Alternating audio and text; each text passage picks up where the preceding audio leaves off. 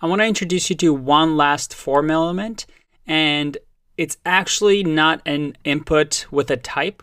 As we've described before, it's a little bit different, but the idea is still the same.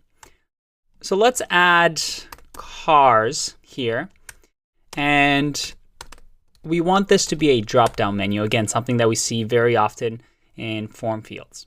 However, unlike an input tag, we have to do a select tag, closing select tag as well. And within here, we can put in our options. So the option will be, we'll have a value of Volvo, and we'll say Volvo because we want that actually printed to the screen. And again, we have to close that tag. We'll add Audi, and we'll close that tag as well.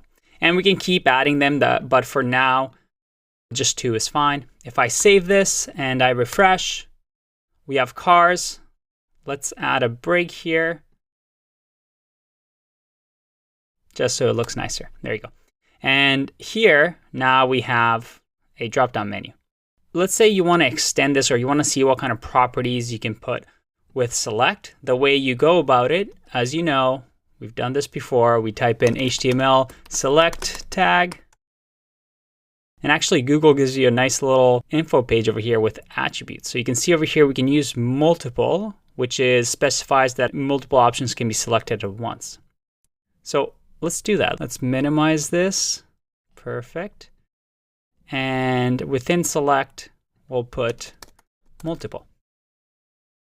We refresh, and we can actually select multiple elements. But that doesn't look that pretty, so I'm going to take that out and refresh.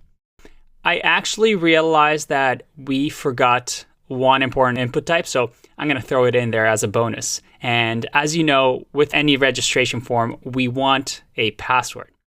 So let's add that right after the email.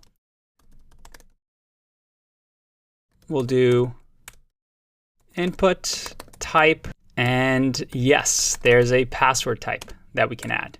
And this password type will have another attribute that's kind of cool, and that is min, which is the minimum characters that a password needs. Okay, so let's save that, refresh, and let's add a break here so it looks pretty. Refresh. And now the password field, look at that. It acts like a password field. All right, let's submit this form and see what happens.